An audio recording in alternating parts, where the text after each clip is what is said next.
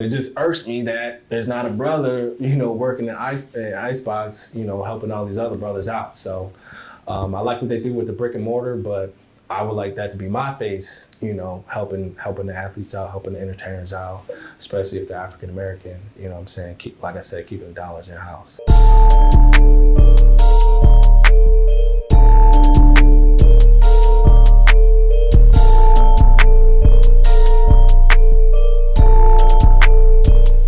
What's going on, everybody? This is Zoe the Jeweler, and I'm sitting down with Tidewater Waves. Yes, sir. Appreciate you pulling up, man. Thanks for having me. Yeah. So, we'll get right into it. Who are you? Where are you from? So my name is Alfonso Evans. I'm originally from Rochester, New York. I moved down here in Norfolk in 2010 by way of the U.S. Navy.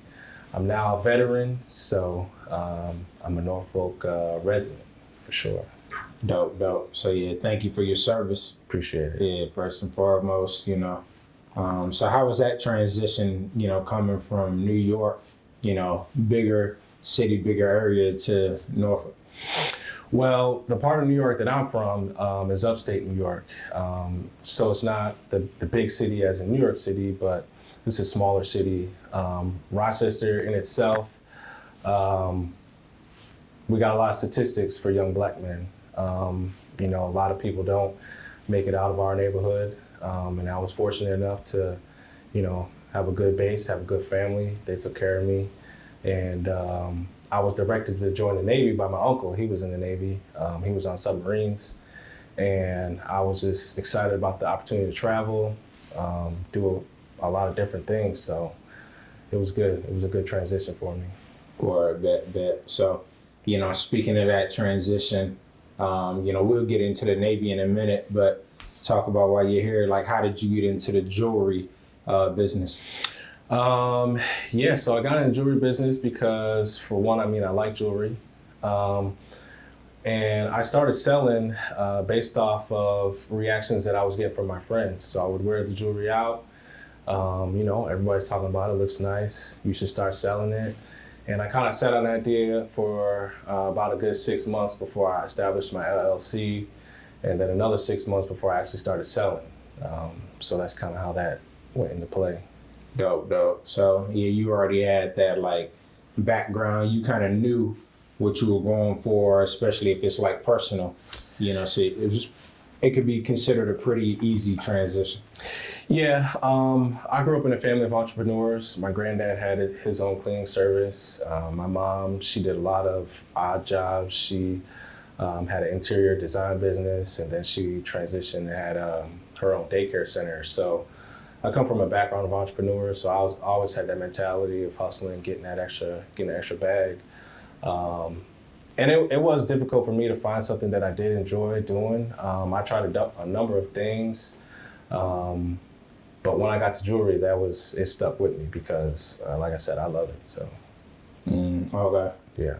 Yeah. So how was that, in terms of balancing that with the, Navy being in the Navy?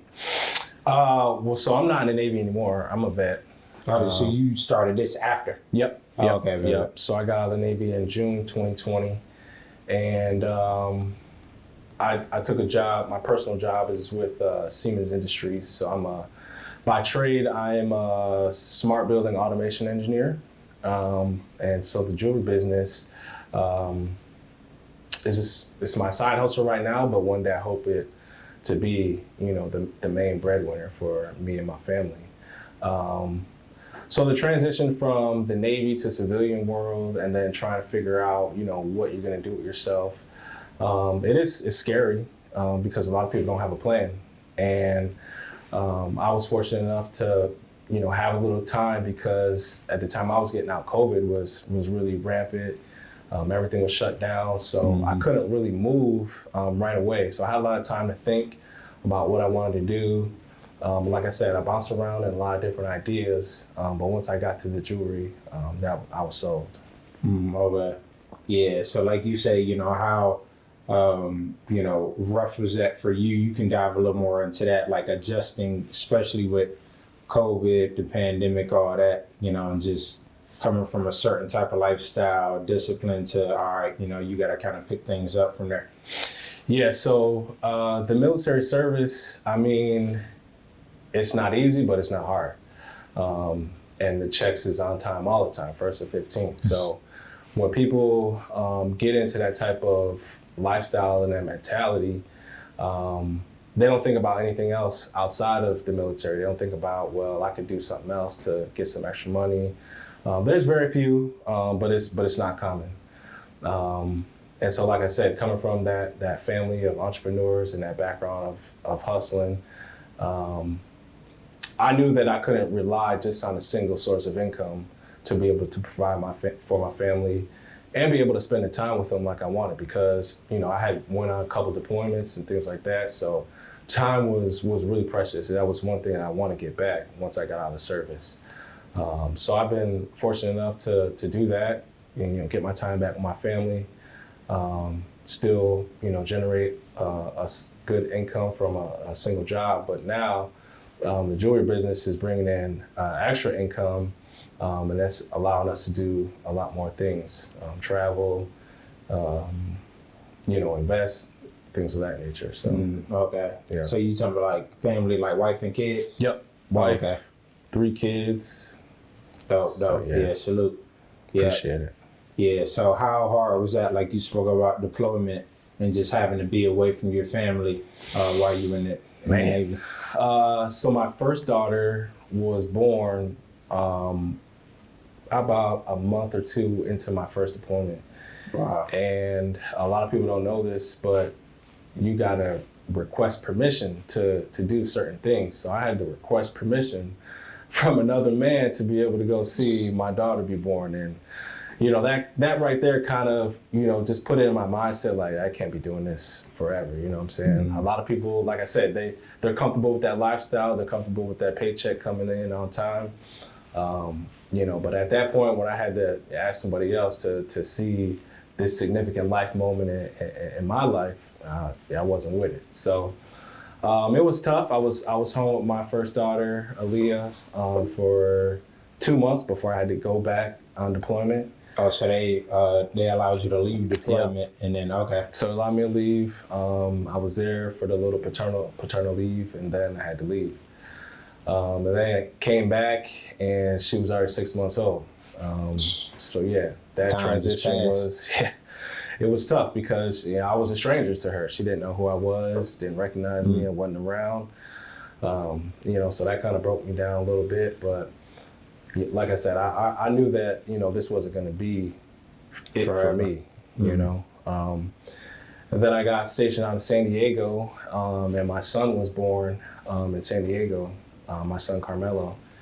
And it was kind of the same thing where I wasn't going on deployment, but I actually had to go down to the Gulf Coast to commission a ship, actually bring it to life, build it, put everything inside. And it was the same type of deal. I got to go away for a couple months, be with them, and then I had to go right back. Fortunate for that, I wasn't gone too long, so when I got back, it was only 2 extra months, so it was 4 months when I got back. And then my last daughter, Zoe, she's been the one kid that I've been able to be there the whole time, so from birth and everything. And that's probably why we have that connection like we do. And the name too. Yep. So I wanted to name my son, Alfonso. I'm a junior, so he was going to be Alfonso the third, but my wife wasn't having it. So when my youngest daughter, when we found out, wife. Yeah, definitely. So I got to name my youngest daughter Zoe, and she's kind of the third for us. Yeah. Okay. Yeah. Dope. That's what's up, man. Just having that foundation, how important is that to you? Like, you talk about just being away, but just having that foundation and support system right there. Oh man, that's huge. I believe you can't really do anything without the family support, whether it be your wife and kids or your immediate family. You definitely have to have that, because without that, who else is going to be in your corner? So family is number one. Yeah. So, also speaking about family, were you kind of taught the roles of like entrepreneurship, or is that something you just naturally picked up on? You spoke on your grandfather, your mother, just that lineage. Yeah, it was something kind of natural. Like I said, I've always been motivated to want to do more. And so, when I was making that transition out the Navy, like I said, I knew that I had to do something extra. I didn't know what it was going to be, but I knew I had to do something. So, yeah. Yeah, and that's an interesting industry to like just jump into, because it's like, you got a lot. It kind of reminds me of maybe like alcohol or something, like the barriers. You got people that's been doing this for hundreds of years, and just pass it down. So, how hard was it for you to kind of break in and establish yourself? So I kind of just jumped into it. I didn't really have a mentor when I first started, so I was kind of just learning everything myself. Self-taught myself how to design jewelry. Took some classes on, gemology, learn about different stones and things like that. And it wasn't until later on when I got involved with the Norfolk Black brand, where I was able to get some mentorship and some guidance from some local jewelers. But still, jewelry ownership, when you talk about stores in America, only 5% of the stores in America are owned by African Americans. The other 95% don't even have any African Americans in a position of leadership. So that right there in itself is a challenge. And then you don't have people who know how to design. You don't know people who know how to gem set, cast metal, or anything like that. So the goal is to be able to get my own setup so I can introduce people to that other side of jewelry, where it's the jewelry making and it's the gem setting, because they can be lucrative careers, if you're good. Yeah, I would think so. Yeah. Dealing with jewelry. Yeah, most definitely. Yeah, so, how was that like? Because you named a few things that I'd never really heard, like the gem cuts and just the technical side, because people see jewelry, but no one really kind of dives into the whole process, the background to it. Right. So how hard was that for you to kind of, study up on? So it was hard, just because, I was in that same mentality like everybody else. I didn't know the process. I didn't know what went into it. One of the interesting barriers, I'll say, comes from our own culture. So there's this conception that if jewelry isn't made with solid gold and it ain't made with diamonds, then it's fake. My counter to that is there is no such thing as fake jewelry. Fake is only if someone lies to you about their jewelry and said it's something that it's not. You know what I'm saying? So you'll see the jewelry in Claire's and things like that, and if someone walks out of Claire's and then somebody comes up to them and asks them, hey, can I put the diamond tester on your earrings? Well, right then and there, you should be like, hey, these ain't diamonds, bro. They're CZs. They're real earrings, you know what I'm saying? But they're just made with a different type of stone, different type of metal. So that was a challenge. And then once I really got into gemstones and learning about, refractive index and brilliance rating, and it was crazy, the things that I was learning. So yeah, I mean, it was definitely a curve for me, but I enjoyed it. Yeah, and it's interesting. Again, I just found out off this currency post. I don't know if you've seen it, like what VVS stands for. Yeah, very slightly included. Yeah. Yeah, I'm like, you don't really think about that. So that's why I'm appreciating this information, and just, people got to know, like, because like you said, that was a great point. No really such thing as fake jewelry. People just attached to like, oh, this is what everybody else is doing, so I got to fit in. It's like, just do what works for you. And exactly. Yeah. And there's a price point, there's a price difference between, the quality of jewelry that you're going to get. Obviously, VVS is the highest. I mean, there's rare diamonds out there that are flawless. So no, I didn't mean to cut you off, but like, if you can include, like, what is like the very, very was it slightly included? What does that Yep. mean? So very slightly included means when you're looking into a gemstone, you'll see small carbon deposits or little black specks. So you'll start at IF, which is internally flawless, which is there's nothing inside the gemstone. So that's above VVS. Yeah, internally flawless. Generally, you won't find those in natural diamonds. You'll find those in lab-made diamonds or lab-made gemstones. Then you go to VVS1, VVS2, and they basically they're the same except, just the number of inclusions that you might see in a stone. Then you go to SI1, SI2, which is slightly included. So it's a gradual process of inclusions that you'll see in the stone as you go down in grade in the clarity of the stone. So you got SI2, and then SI2, after SI2 you go to I, which is included, and then you go VI, or very included. Okay. Or so, yeah, I know. So is it like a course that you took, or do you have to have a certification, or you just? So to be a gemologist, you do have to have a certification. Either And you from, I know I'm not certified. okay. Not yet, at least. I'm taking the IGI certification course, which is the International Gemologist Institute. Dope. So I'm taking that course. GIA has one as well. But yeah, to be a certified gemologist, you do got to get one of those certifications. Okay. Yeah. Or so, but you can still practice, like, Oh yeah, absolutely. So one of the things I did was, I bought the magnifying glasses so I could actually look inside the stones myself and see, oh, this is what it means. and that's how you find out what is the VVS eyes. Exactly, Okay. exactly. So you have like a 30x or 50x magnifying glass, and you can look right into the stone and see the inclusions if they're there. That's dope. Yeah.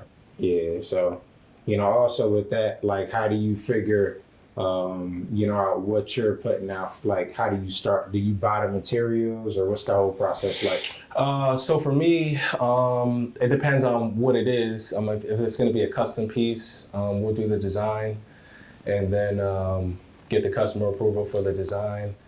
They'll pay for it, and then I'll send it off to my production team. My production team is all outsourced overseas. So that's one of the things that is kind of a challenge for me right now, because everything is international. There's a long wait time.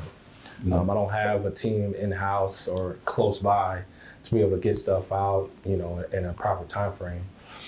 That will come, as business keeps coming in, but for right now, everything's outsourced. So once my production team gets it, they'll go ahead, do everything from the stone casting, stone setting, and then they'll send it back to me for final inspection, and then I send it out to the customer. Gotcha. Okay. Yeah. So, do you do more like custom pieces, or do you have like things you just kind of outsource and you just have and like, hey, this is available at this time? Yeah. So on my Instagram page, I got at Zoe the Jeweler, and then at The Real Jewelry Co. And usually on the jewelry page, on my story, I'll post items that I have in stock, and that'll be available for anybody. So you can pay for it on the website, and then I can ship it out to you, or you can just hit me in my DMs and I'll get it out to you. So the things I usually keep in stock is like 1 or 2 Cuban chains, tennis chains, bracelets, tennis bracelets, Cuban bracelets, earrings, and a watch. I usually keep a watch in stock. Yeah. Okay.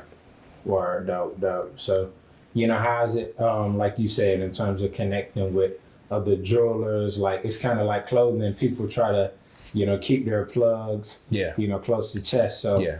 how's that process been? Just trying to incorporate yourself and figure out who to work with and, where you're getting your stuff from. So it's tough with jewelry because, like I said, like I spoke about the ownership, it's 95%, either Caucasian or sometimes it's from India. India is like the gemstone hub of the world. So yeah, I went to my first jewelry trade show up in Reston, VA, and it was like, like I was the stranger walking into the room. You know, Like, all right, who is this? yeah, exactly. You know, but I was able to look and see and observe, you know, how things operate, how they get it on this level, and that's more of like a wholesale level. So I know that I'm not there right now, but that's, you know, that's something that I need to look forward to and work towards. So yeah, it is a challenge in that regard where can I get materials from someone at this trade show? And a lot of the times the people look at me and they'll be like, well, I'm not interested in your hobby. You know what I'm saying? Yeah. I don't want to make stuff for your hobby. And it's not my hobby, man. This is my business. So, you know, if you want to work with me, let's work. If not, hey, let's keep moving. Yeah, and I'm sure you also get a lot of, like you said, the hobby comments and just people that, oh, this is black owned, so it, you know, can't be real. I got to go to somebody that, like you say, looks, you know, either Caucasian or Middle Eastern. It's like, oh yeah, this got to be. So Right. how do you deal with that and just customers maybe trying to lowball or like talk you down?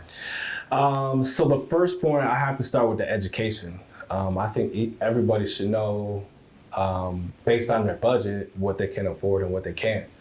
You know, like we talked about, people want to get the VVS diamonds, but not everybody can afford VVS diamonds. You know, that's probably the highest grade that's available on the market. So you got to explore other options based on your budget. So when I talk to a customer based on what they want, you know, I'll provide, you know, the option to them, and it's up to them to decide. And so that in itself is a challenge, having people understand what it is that they're buying, especially if it's something that they've never heard of. And, you know, that's Yeah. kind of tough. Exactly. Yeah. Yeah, and then also like with people, like you say, you know, buying like the higher end stuff or the lower end stuff, you know, how do you kind of cycle through who's really serious about their business? Usually someone, you know, if they want a custom piece, I charge a $150 design fee for the custom piece. If they got it and they pay it right away, okay, then they're serious. But I get a lot of people just DM and inquiring, hey, how much does this cost? Hey, how much does this cost? I'm gonna get with you in a couple months. Yeah, or it's check my story, check my website, whatever. But yeah, when someone is like, they'll say it, that I'm ready to buy right now. You know, how do we get this process moving? And I know people are serious when they talk to me like that. Or so also like with the diamond tester, like, so if you have the different grades of, all right, like you say it's like carbon inclusions? Yep. Okay.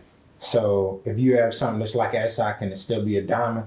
Or not SI, what's the lower one you said? I. Okay, yeah. So that versus like a VVS, would a diamond tester go off because of the carbon infusions? Or how does like that work? So it actually depends on the size of the stone. If an eye diamond is really small, you know, between 1 millimeter and 1.5 millimeters, it's probably not going to go off. On a VVS stone, it will. And that's been a part of my education too, is lab diamonds at a certain size, 3 millimeters and below, will not test as a diamond on a diamond tester. Oh, wow. I don't think a lot of people know that, but yeah, I was able to find that out through my research. And then the stones that I'm wearing right now, they're called moissanite stones. These do go off on a diamond tester. They're VVS quality, so people can get confused, you know, just based off a diamond tester, and especially just the regular one, the handheld one you see everybody walking around with.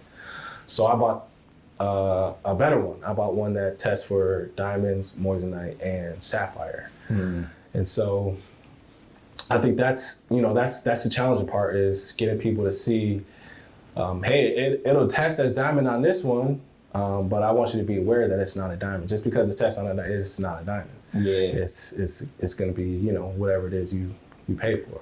Yeah, dope. Yeah, we need more content like that. Just our education, the differences, because a lot of people just run with what they see. Yeah. What's going viral on social media and not really know that, all right, hey, you could be rocking something that's still real, but people are like try to fool you into thinking it's like, man, you ain't, you know.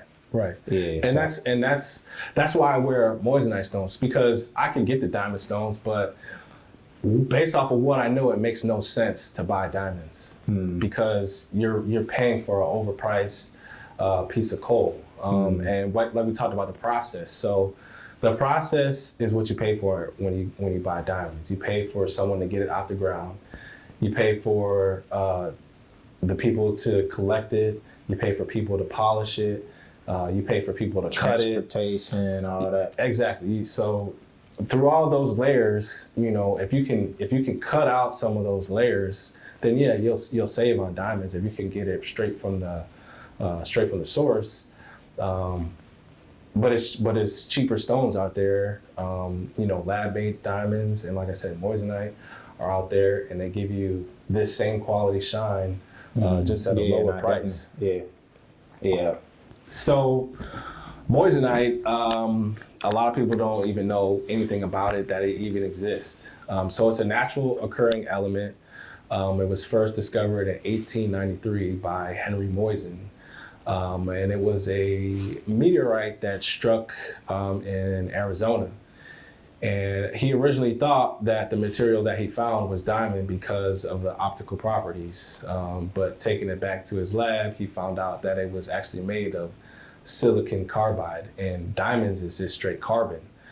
So over time, there wasn't enough of it in its natural form to make jewelry, so the lab-made process was going through. And there's a company by the name of Charles and Covard that actually patented the production of moissanite. So you really couldn't find it anywhere else but through them. And in 2018, the patent expired. So that gave other companies the opportunity to get the formula, learn how to make it. You know, now it's even got to a point where you can treat it with different colors and things like that. But yeah, when Charles and Covard had that patent, the moissanite they were making was real yellowish in tint. So they only kept it to like engagement rings and small engagement rings and things of that nature, earrings. And then once that patent expired, it gave the opportunity for other people, like I said, to start the production. And that just made moissanite better. So now it comes in a colorless form, which is similar to your VVS type diamonds or your internally flawless diamonds, because like I said, they're lab made. And yeah, the scientific properties, like I said, it's made of silicon carbon. The hardness is 9.5 out of 10, 10 being a diamond. It's the hardest gemstone in the world. So moissanite is the second hardest gemstone in the world. When we talk about, you know, the flashes and the pop of the stones, that's called fire and brilliance. So moissanite actually has a higher fire and a higher brilliance rating than diamond. Wow. And that's because the silicon carbide makes it double refractive. So essentially that means when you're looking at a diamond and you're looking at a moissanite side by side, the moissanite will show like swirls of light moving throughout the stone, whereas the diamond will just show like kind of like rays moving throughout the stone. Let's see what else. Second hardest stone, higher fire, brilliance, the cost. The cost is 1/10 of the diamond. So for some 1 carat earrings, you know, you're gonna pay $120 for, you know, 1 carat VVS moissanite earrings, whereas opposed to diamond earrings, 1 carat diamond earrings, you're gonna pay about $3,000, you know, for those earrings. So the price point, you definitely can't beat that. And then the appearance, you know, the people don't know what I have on when I walk into the door, when I walk into a room, but they see the glitter, they see the pizzazz, they see the pop, and it just automatically goes, oh, well, he's got diamond jewelry on. Until I have a conversation with someone and they're like, that's moissanite. You know, what is that? Wow, really? I'd like to learn more about that. And I don't have too many people, unfortunately, doing that, coming up to me and asking about it. It's more just the looks, the stares, you know, the glare, I want to look, but I ain't gonna look. It's more of that. And I mean, I don't mind it, you know. I wear it because of that, because I want people to see it. I want it to get some attention. I want it to get some traction. I want people to notice it. You know what I'm saying? Because it's a beautiful gemstone. And it's just, like I said, it's its own gemstone in its own right. You know, cubic zirconia is made from zircon. You know, it's its own gemstone. Diamond's made from carbon. It's its own gemstone. You know what I'm saying? So people need to know that. And those aren't the only white gemstones. You can get white sapphire. You can get quartz. You know what I'm saying? But the difference between the shine and the price, you know, is just gonna all be dependent on what type of gemstone it is. Yeah, dope. So, you know, so like with having that knowledge of different types of stones, and I know you can already spoke to this about fake jewelry, but like, you know, when you educate people, how do they respond to that? Do they still have that same mindset, or they kind of come around and, okay, I get where you're coming from? So here's a funny story. I was out in DC with a friend, and I went to a little nightclub, and I had a guy come to me, ask me about my jewelry, and asked me how much I paid for it. And at the time, I think I only had a couple tennis chains on. So I was like, yeah, this one's like 300, this one's like 400. What? And I was like, yeah, these are moissanite stones. You ever heard of that? He's like, I mean, I've heard about it, but I've never seen it in person. And so we're having a conversation, you know, about it. And I'm explaining to him, you know, what it is. And he got into the point of resale value. And so I always say, if you're gonna buy something for resale value, and in terms of jewelry, it's gotta be solid gold. No stones in it, because stones don't hold their value.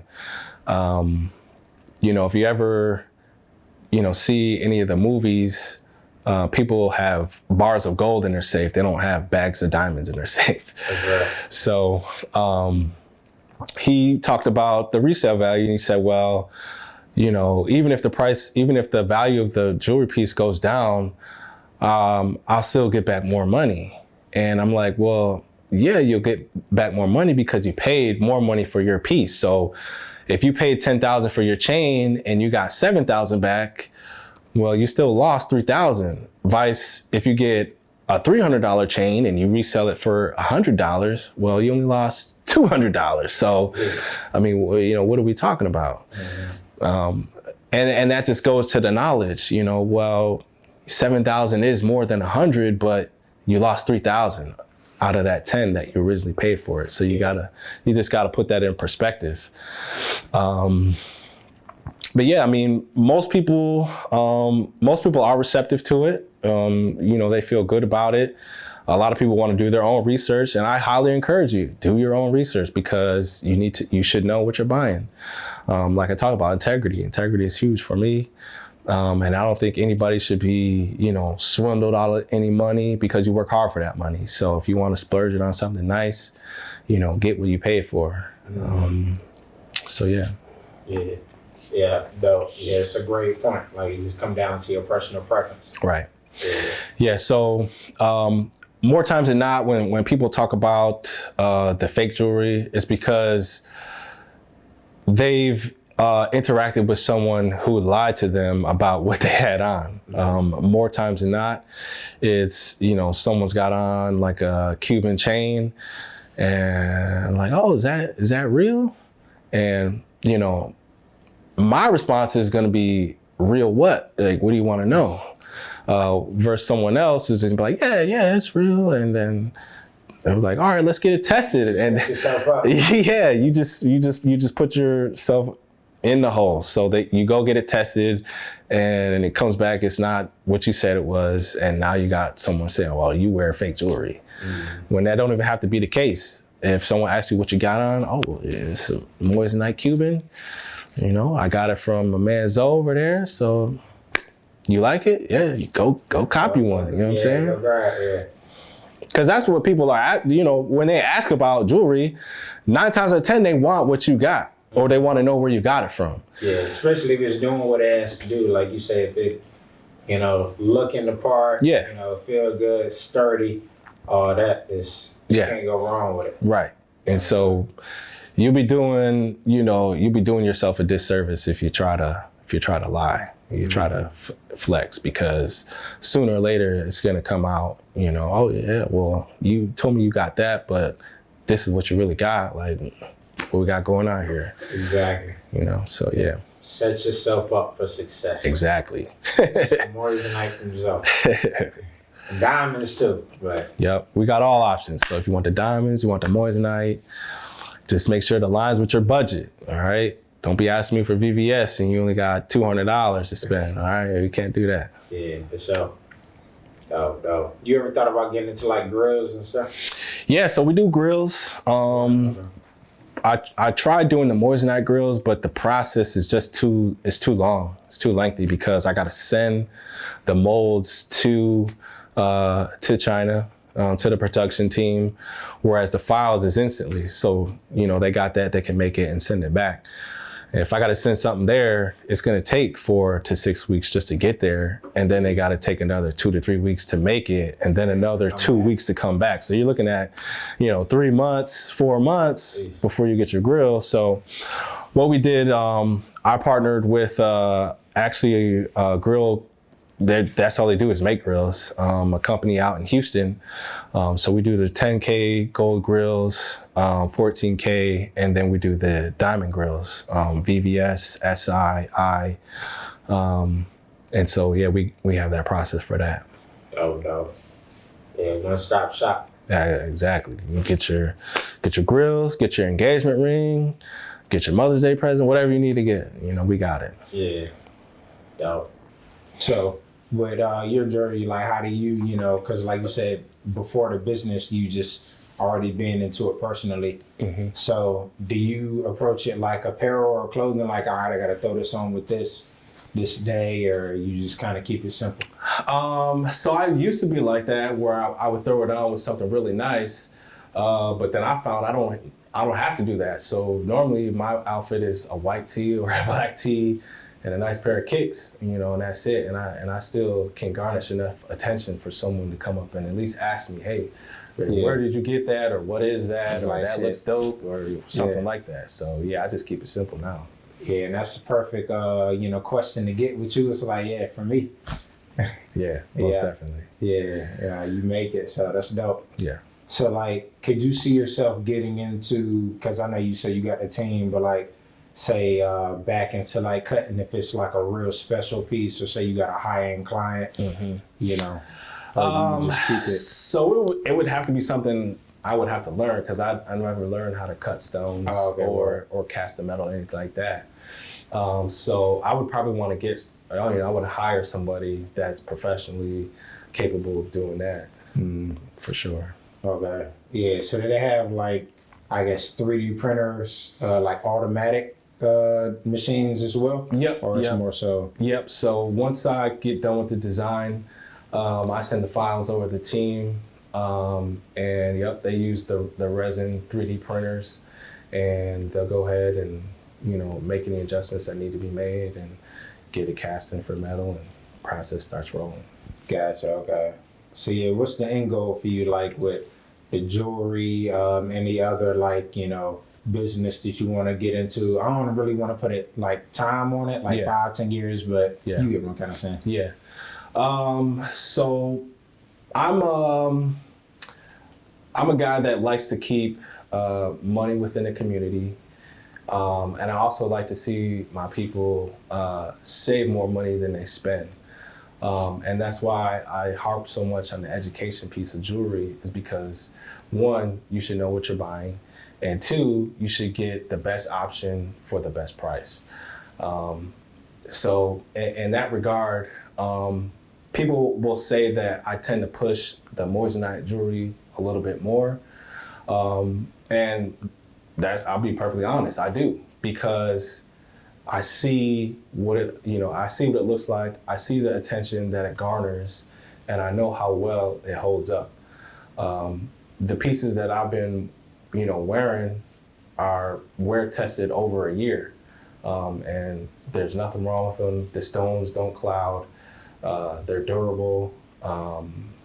So I have to. I feel like I have to tell people, like, hey, I know you like this, but you need to check this out too, because it's really good.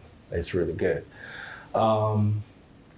And so that kind of goes in hand with, you know, I want to be like a financial educator where I could tell people, you know, it's most important to keep more money than you spend. So whether that's, if you still want to buy nice things, you know, buy the nice things on a budget. You know, if you want to buy the Gucci bag secondhand. You know, if you want to buy, you know, the Louis shoes, buy the Louis shoes secondhand. You know what I'm saying? Because ultimately, if you don't keep more money than you spend, you're just going to be in that rat race. You're going to always be worrying about bills, always worrying about debt, and you won't be able to really enjoy life like you really want to. Mm-hmm. So financial education is big for me. And then after that, kind of want to get into like investing and things of that nature, because I do invest in stocks and cryptocurrency and things like that. And that's another avenue where African Americans is just not really in tune to that side of money. And they don't really, if you don't understand it, then you don't want to really mess with it. And I've been doing that for about 3-4 years now, where I've been investing in the market and things like that. So yeah, that whole financial piece is important to me. Mm. So what got you in, you know, investing, like you say, the past 3-4 years, like in the cryptocurrency and stocks? So it started out with a random dude I used to work with just telling me to throw some money on an airline stock. Right. And it was one of those, like, we call it speculative plays, where it's like a lotto ticket. If it hits, it hits. If it don't, it don't. You know, so I put like $100 on it and nothing happened. And that was maybe in the beginning, you know, that was like my intro to stocks. After that, I kind of took a deeper dive into it, and I wanted to really understand, you know, why do companies issue stocks in the first place? And it's to raise money, raise capital, so they can do other things, marketing, research and development, all that stuff. And then once I learned how the stock market moves, I mean, that was really it. Once you can learn how the stock market moves, that's a game changer. And so I got into the cryptocurrencies after a buddy of mine told me about Ethereum. It was the first time I heard about that. And at the time, he told me it was like $75 a coin. Crazy. So Crazy. I threw some money in that, and you know, it's you see where it's at now. So, yeah, exactly. So yeah, the cryptocurrency so much. I mean, I don't really trade it because it's really volatile. Mm-hmm. So I just throw money in that monthly and just let it do what it do. Yeah, because it's gonna eventually. I know it's at the dips right now. Yeah. You know, but everything that goes up must come down, and everything that goes down goes back up. Exactly. So that's the game. Yeah. So you look up in a few years, like the people that was, you know, down in it when they was taking dips years ago, and then keeps hitting highs and lows, whatever. Right. So right. Yeah. Yeah. I think the most important part of that is investing in good companies. So like you mentioned, crypto's on a dip, stock market's on a dip. So this is a perfect buying opportunity for people to put their money into good companies. And when I say good companies, I mean like Microsoft, Apple, Google, Amazon, Facebook. Things are going to be around for a long, long time. Mm-hmm. So yeah, you're not going to see the returns right away. It's a long game, but if you can have that patience to weather the storm, the rewards will definitely be beneficial. Yeah, nah, definitely. So have you got on the NFT craze? I haven't been on the NFT craze just because I really don't understand it, man. I can't get behind the digital image selling for 20, 30 bands. I can't get behind that. Maybe one day I'll come around. And I actually thought about doing that with my jewelry, where people would buy a piece of jewelry and it would come with an NFT. Yeah. So I'm exploring that. I'm exploring it, and hopefully, if I get the information that I'm looking for, then we'll go to it. Yeah, definitely. So you know, I've talked about that in a few other interviews. You know, I like to at least kind of check in with people because everybody has like, you know, your business, creatives, all that. Yeah. So Yeah. But yeah, no, that's definitely something that, you know, I'm trying to kind of get more ingrained with, and also talk to people more, just kind of feel their thoughts. Yeah. But Yeah, like I said, you know, African Americans aren't taught money. You know, in high school, I went to a private school, and I was fortunate enough to get an athletic scholarship to go to this school. But you know, the tuition is $30,000 to go to this school per year. So I'm surrounded by kids that have parents that have money, and I already know exactly, and they already know. You know what I'm saying? So parents either got their own business or they're working in finances, or you know, like I said, they've just been passed that knowledge generationally on down. And we haven't had that. So it's definitely one of the things where I want to break the cycle, so to speak, where get African American people to understand how money really works. You know, it's not meant to buy stuff. It's meant to make more money for you.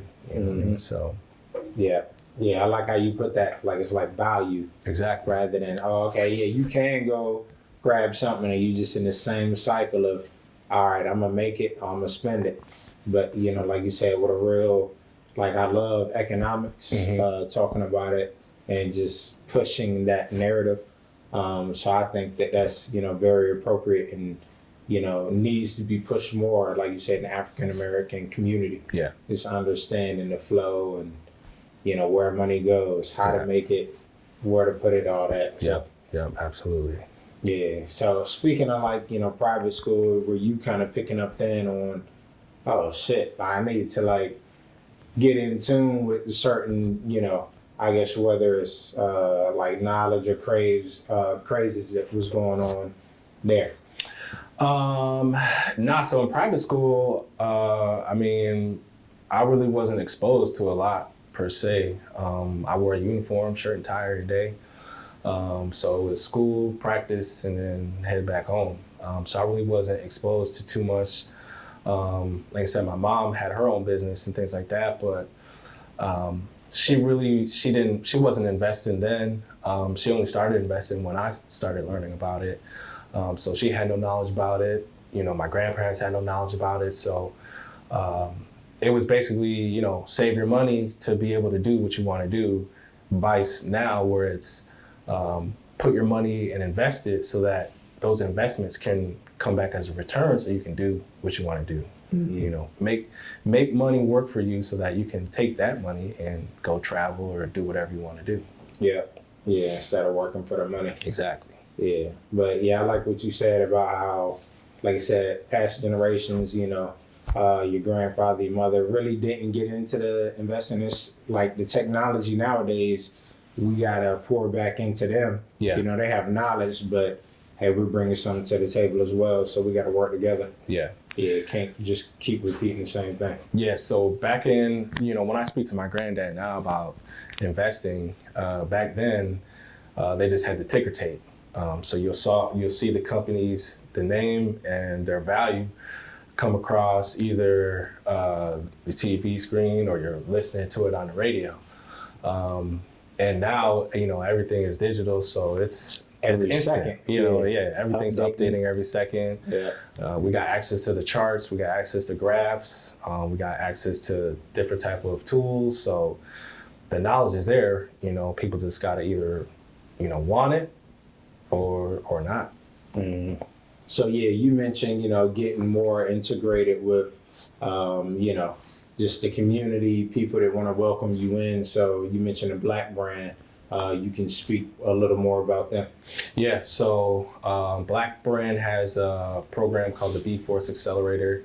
They hold them in different cities. And so I was fortunate enough to be put in a position to benefit from that program. I actually heard about it first at the meeting of the minds with Danica Royster. I reached out to her and she told me about the program. So Dope. Signed up for that. And it was 40 businesses were picked out of 120. And my business was one of the 40. So incredibly grateful for that. But it was much needed because I started my business head first. I didn't have no structure, no organization. I just had the LLC and the website. That's it. That's all I had. So it's really been good for me because now I have I have an accountant, where I can see where my money's going, what's going in, what's coming out. I have access to lawyers, so if I am doing some partnerships with people, we'll have it lined out, black and white. This is what you're getting, this is what I'm getting. Access to branding and marketing folks. So if you want to take professional pictures, they have someone available to do that. If you have a website, they have people that'll work on your website for you. Additions. It's a whole business suite, really. Government contracting. I had no clue about government contracting, so now that's got a light bulb going off in my head. Like, yeah, that might be a lane I want to get into too in the future. Like you say, them checks come through from the government. Yes, they do. And the government loves to spend money. They say they have a budget, but I really don't believe they got a budget. They just throw money at everything. Hey, whatever. Yeah, exactly. So yeah, learn about that. It's just all around good for business. So they have another cohort coming up. So anybody wants to sign up, just go to blackbrandbiz.com.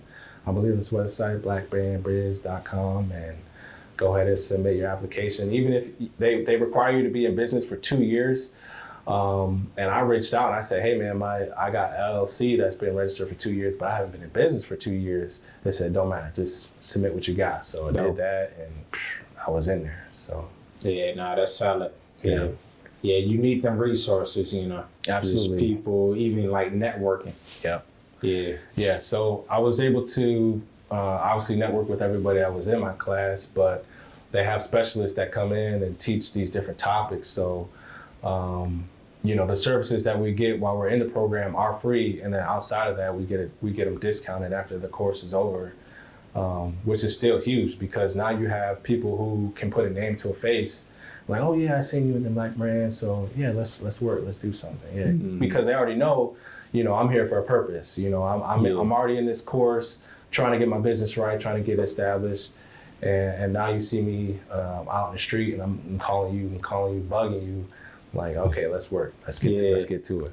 Yeah, you got to do that, because people are like try to do everything themselves, but once you, like you say, start to figure out community networking and just other resources, like, damn, I've been really holding myself back. Right. And that was me. I was trying to do everything myself. I was trying to, keep good records using an Excel spreadsheet. Like, no, you can't do that. Doing too much. Yeah, I was trying to do the marketing. I was trying to, I was taking my own pictures, everything. I was doing everything myself, and I was, running myself ragged. I was spending a lot of time doing that, taking time away from my family. Time is money. And so, yeah. And then, once I'm learning all these things now, I'm like, okay, well, yeah, I need to go ahead and just throw some money at that so that can be taken care of. I need to get the accountant. I need to get, a professional photographer so they can take the pictures. So, yeah. Yeah, things that'll pay off in due time. Exactly. It's an investment. Yeah. Dope. So, you got any other, like, so with the jewelry, I know you talking about like the shows, and you think about doing any of your own or got any events coming up? Yeah, so with the Black Brand, we got a pop-up show with all the businesses that are involved. So you got 40 Black-owned companies that are going to be under one roof. That's on May 21st. Going to be starting around, I think, 10 a.m. and go to 2 p.m. It's going to be at the 500 Main Street, upstairs in the Gather office space. Oh, shit. Yeah, so definitely come out there, show support. I'll have a whole bunch of stuff out there for display and for sale. I'll have some diamond jewelry, and I'll have moissanite jewelry out there. So. Okay. So you got a space over there, or you just using it for the? Yeah, I don't have a space over there. I just use it, like most people do, just go over there. It's a professional environment, so if I'm dealing with a client, I could go up there, use a code space, and we could talk about what the client wants to get done. Yeah. Then I think you can, rent the space for, like, if you want to have mail sent there. So if you want to have a professional address, you can do that too. So it's a good space. They got a lot of different things up there, computer labs and all types of resources. Printing sources. Oh yeah. Happy hour. Yep. That's a good one. Yeah, but nah, I definitely co-sign Salute Together. Yeah. Done some things over there. So, anybody, what I'm saying, and it's way up there too on the 15th floor or something. Yep, 16th floor, yeah. Yeah. So got the views too. Yeah, dope. And another thing I want to get into is that, who are some of your inspirations, like in the jewelry game or, even just entrepreneurship? So one of the jewelers that I follow and everybody probably knows about is Eric the jeweler. I think he's real creative with the things that he does. And his story is similar to mine, where he kind of just went on his own, started buying pieces and reselling them and things like that. Eventually built a name for himself, built a brand out of himself, and now he's doing amazing things. So he's one of the inspirations. In terms of sales and the brick and mortar, I'd have to give it up to Icebox. Icebox is very popular among hip hop artists, athletes, and things of that nature. Mm-hmm. But it just irks me that there's not a brother, working at Icebox, helping all these other brothers out. So I like what they do with the brick and mortar, but I would like that to be my face, helping the athletes out, helping the entertainers out, especially if they're African American. I'm saying, keeping the dollars in house. Yeah, for sure.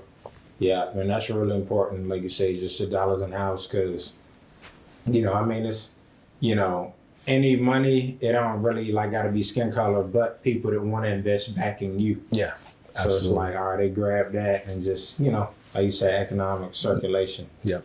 Yeah, absolutely.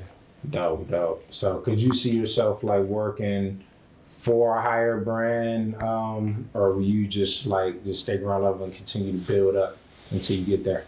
Yeah, I had actually thought about getting into a bigger brand just as a sales associate, just to see how they do things and how they run things. But what I found is most sales associates at jewelry stores really don't know much about jewelry. They just know how to sell. Sales, yeah. So, and it's funny because I can walk into a jewelry store with moissanite on, and people want to buy it off of me because they think that it's diamonds, and they'll even have their little handheld tester, and like I said, moissanite will go off on the handheld tester as a diamond, but I have to tell them, this ain't no diamonds. So, one of the things that I see is Military Circle Mall, right? So there's 6 jewelry stores in there. Yeah, and as soon as you say that, I was like, I feel like I know where you're going. Yeah, that's crazy. None of them are owned by African Americans, yet majority, I would say 98% of the traffic that's in that mall is African American. Mm-hmm. But none of those people that are in those stores are jewelers. They don't know anything about jewelry. They just know how to sell. So if I ask them, show me your diamond jewelry. Okay, they'll show me the case that's labeled diamond jewelry. Mm-hmm. And then I ask, okay, do you have any machines that could show me either the clarity of the stones, or if they're lab made, or if they're natural diamonds? Like the magnifying glass? Yeah, either the magnifying glass, or there's a very expensive piece of equipment that'll tell the difference between lab made stones and natural stones. Mm-hmm. And that piece of equipment is $80,000. So you're not going to find it at those little run-of-the-mill jewelry stores, which is unfortunate because you don't really know what you're buying when you run into those stores. I said, they go to the case that's labeled diamond jewelry, but how can I verify that?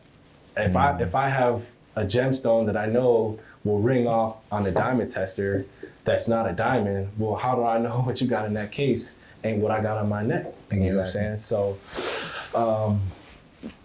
that really irks me. That people don't really explain to the consumers what it is they got. Even if they don't know. Yeah. You know what I'm saying? So that's a great segue. If someone goes into a jewelry store and say, hey, I want to buy diamond necklace with a diamond pendant, they take you over to the case, and all they got to do is put the diamond tester on it, and if the consumer don't know, okay, and they could get hit. They could get hit with the bag. Yeah. And then you go to a bigger jewelry store like an Icebox or something like that, and hey, can I just get this tested? I just want to know, and they'll test it for you for free, and it'll come back and say, well, this ain't natural diamonds, or these aren't diamonds. You know what I'm saying? So people they got to be aware, and I feel like integrity goes a long way in the jewelry business, but integrity only manifests itself if someone has been wronged.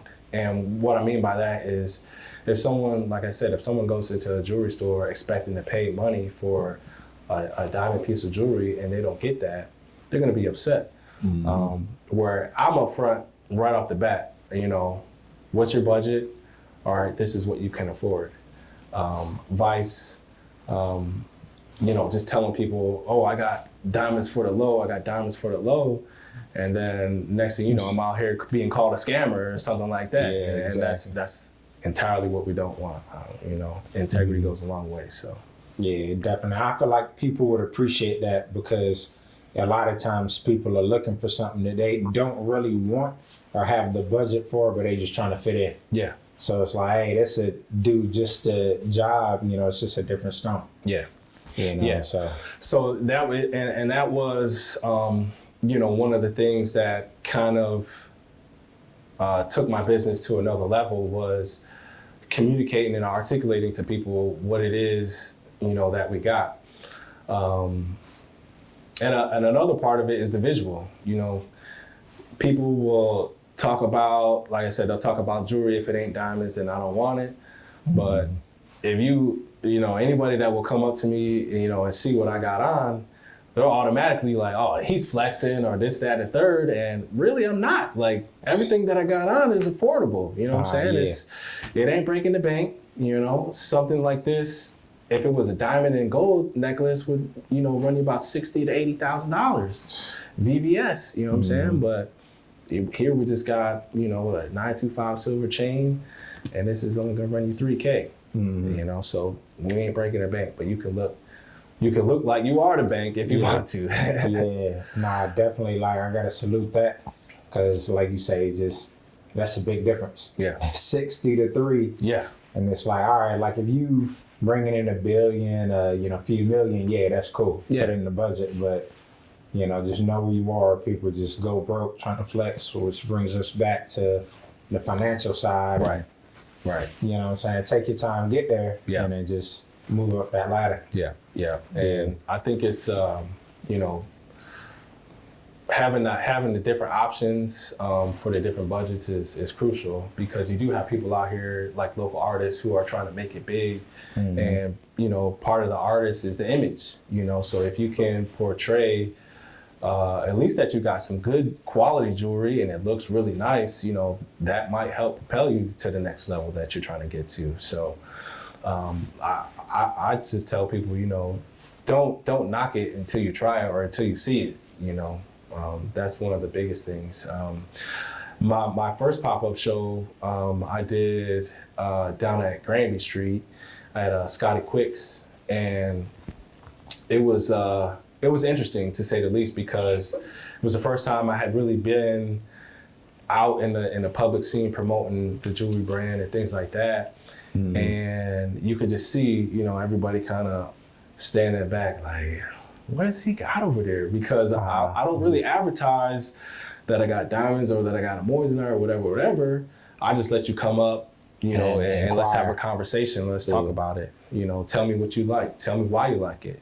You know what I'm saying? So, there was a lot of rumblings like, oh, that guy's up there selling fake jewelry, this, that, and the third. And I had the diamond tester out too. And I told the MC, I was like, hey, anybody want to come and get the jewelry tested? Hey, we got the diamond tester up here too. So, I don't know how that was received, but it goes back to that whole, the culture where, you have people in entertainment, you have artists who are talking about the VVS diamonds and all that other stuff. And so it gets ingrained in someone's head, like, and that's what jewelry is. And if it ain't that, then it ain't. it ain't jewelry, it's fake. But that's farthest from the truth. Yeah, yeah, and that's a problem. Like with people, is like I said, people gotta slow down with the social media taking all this info in. It's just, all right, do what's best for you. Yeah. You know, but yeah, definitely. So, you know, also just like, could you see yourself staying here in terms of like, you know, growing your business, or would you want to go somewhere with a little more traffic, like maybe back to New York or? Yeah, so I thought about that, and I actually had a conversation with one of my mentors. He had a jewelry store out here, and I talked about, you know, having a store on Granby Street because there's a lot of Black businesses starting to gain traction on Granby Street. But he also let me know, like, you know, Norfolk, there's a capacity with people with money.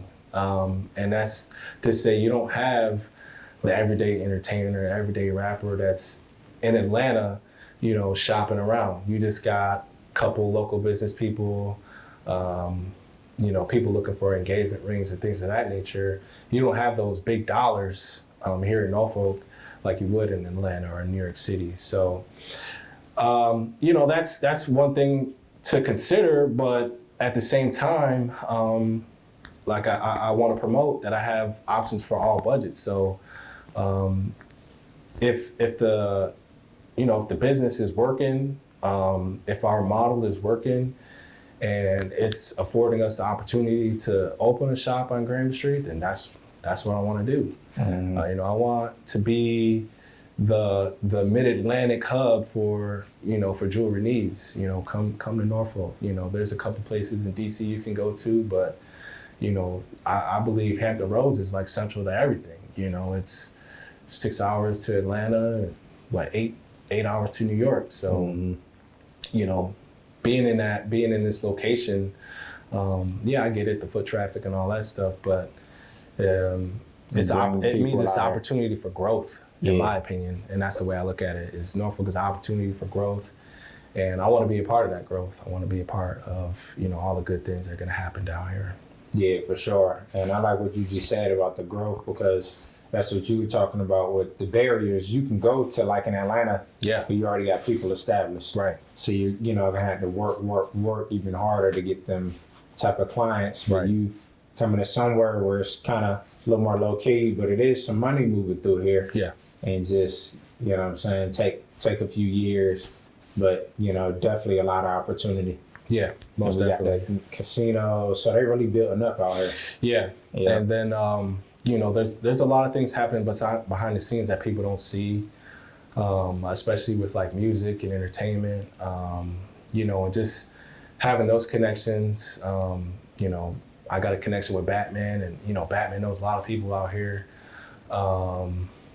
You got Pusha T's Airwave, yep. Yeah. And I've had a couple discussions with some artists that he's got on that label.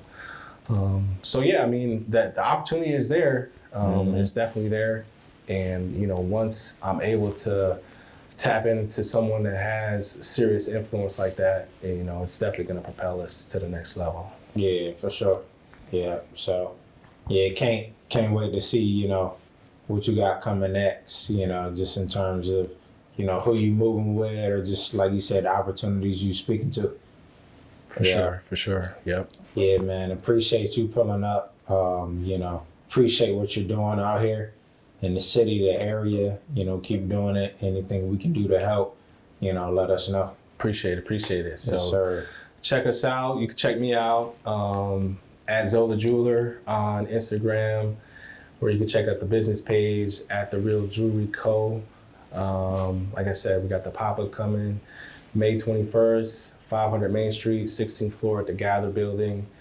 You know, I'm always at, you know, little events downtown. So if you see me, stop me. Let's have a conversation.